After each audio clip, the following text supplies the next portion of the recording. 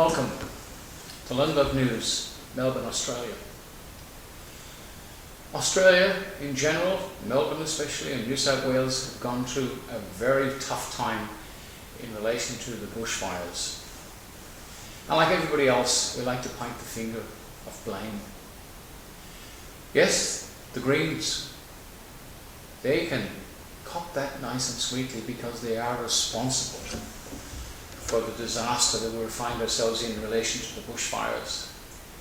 But further than that, we are responsible. If you remember, we keep saying, wake up Australia, wake up Ireland, wake up UK, getting all these people who I personally call the Walking Dead, or the people in a coma. But way back in 1986 and 1973 and so on, and 74, when Whitlam came into power after years of being in the wilderness, trying to get rid of the Queen, got sacked by the last honest and lawful Governor-General. Hawke came in and took a lawful oath to Queen Elizabeth II and her successors, and then, by false means, created Australia into an unlawful republic. So we are to blame because we were asleep at the wheel at the time. So blaming other people is not good enough. But now we have, as they say, woken up. It's up to us now to do something about it. And this is exactly what I and lots of other people are trying to do. Sadly, a lot of us are on the same page, but from a different hymn book. We need to cut out knocking each other and get together as one organisation to create some good. Yes, I don't know why we call them government, because they're not. They're a corporation, private corporation, owned and directed from the United Nations, which is another corporation, owned obviously by the large corporation in Washington DC, an independent country like the District Corporation of London, and of course the Vatican City, independent cities. London controls the finance, the United Nations control our trustees, and of course Washington DC is where we're all registered and includes our government, state government, federal government. And the word federal means foul smelling in syntax grammar, bad, horrible. And we're all owned by these people. Now, we've got to stop calling our politicians because they're not. They're just, we have a CEO for our federal government, it's the CEO. We have the state government run by the CEO of the state corporations, right? Daniel Andrews. Now, the whole thing's fiction, and we're all part of the illusion. But the sad thing about it, we're paying for it, and they're laughing. Now, Andrews here in Melbourne wants to be the first state in Australia to have electric cars compulsory. That's why he's putting all that wire along the freeways. That's not to protect people. They don't give a damn about us. It really, what it does, it kills motorcycle riders. It's deadly, but it's there for autonomous cars, which they hope to have in the future by 2022, and I know that for a fact. It was 2025, but now they're going to have it done by 22, and you and I are now awake, and we're going to allow it to happen. So remember, there is no such thing as government, corporation. Our Prime Minister, which doesn't exist in our Constitution, is the CEO of that corporation, and the states have their own little CEOs, and then they have the councils, which are totally convinced they're a government, and they're not. They're just a department of that corporation called the state, just like the education department. So no more government, let's forget that word, and no more legal. Let's talk about lawful and unlawful. Now, unlawful starts with a vowel, so it's a little bit of fiction as well. We have to say not lawful. Lawful and not lawful. What can we do? Well, I hope to, very shortly, start putting together, with the aid of a couple of other people, very short videos on the law. Now, I'm not a lawyer, and neither are the other people, and I certainly am not a member of the Bar Association, which are I suppose, could be seen on reasonable grounds to be nothing more than outlaws, with an oath of allegiance to a foreign power. Now what we're going to do, or I'm going to do, wherever, we're going to teach you how to arrest.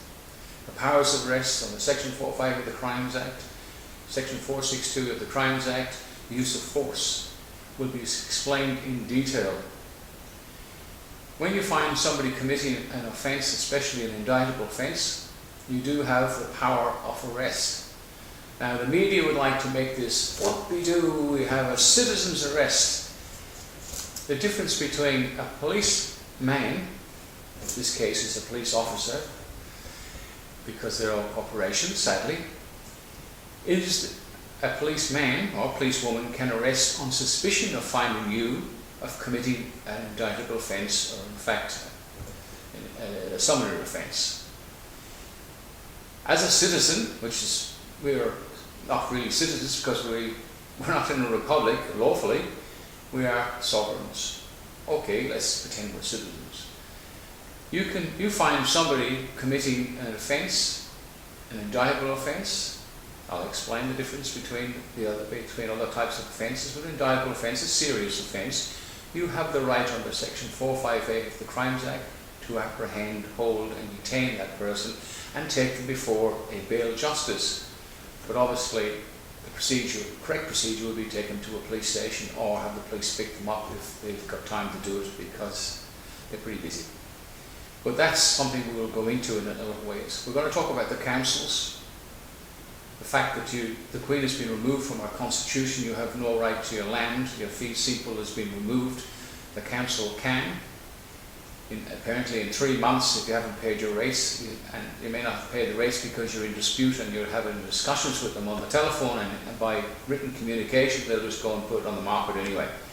And of course that's not lawful. Again, you hear the terms lawful and legal. Let's forget about legal. Legal equals nothing more than fiction. You must move away from having anything to do with legal. Legal is fiction. Lawful is the law of the land, and this is where we belong. Then your name, of course, in capital letters, we have to distinguish how to remove that out of the fiction system and how to use your given names, which Bill Turner has given great advice. Now I have in my possession a machine to produce cards of ID, which we'll go into a little bit further. And of course we need to promote CPOs, Commonwealth Public Officials. We'll run a short course on that.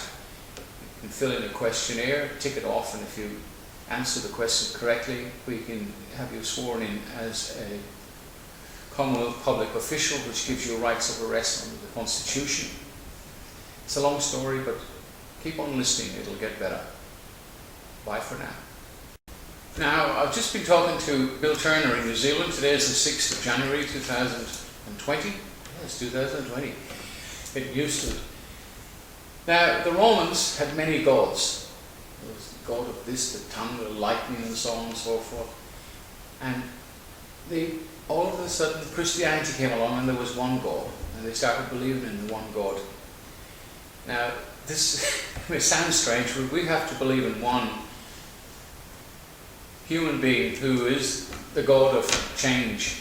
And that would be Bill Turner from New Zealand, who has put forward arguments of law for a long, long time, and he's on a YouTube channel, Bill Turner in New Zealand. Now Bill's been over here and he's on London's YouTube channel, and we have to take up his role as he has directives to create our own identities, our own postal and our own codes. And again, we need more people to become CPOs. I will show you on the back here a photograph of the IDs which I have currently done for myself and probably a couple other people, and will be available for everyone who wants to create their own ID, which is in your interest. And something else I'll talk about is putting a stamp on the back of your driving license, and it turns it into, from a driving license into the mail. That's interesting as well. But all this little stuff will come up in short videos, and it'll be more educational and easy to follow with a succession each week or something like that. Another subject, Right, just if you have a look behind me here, you'll see a copy of the ID which I've done. Obviously it hasn't got my photograph in it, could have yours, and address of course as well, and any other identifying things that are necessary, all based on Bill Turner's interpretation of one's own ID. Again, here again behind us you have a look at the CPO certificate, the card, ID printed front and back. On the back it's got, well, you've taken an oath to Queen Elizabeth II and you've signed it correctly at the bottom, is on the back of it. Anyway, I hope I can help those of you who would like to get one of these ID cards. We're getting folders as well made up this year, coming up. Well, this year is this year now, and we'll have the little folders where you'll have your ID and a badge to CPO on it.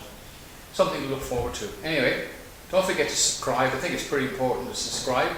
Press that little button, it's free, and it just gives me a little bit of hope for making some more videos. Thanks for watching, bye.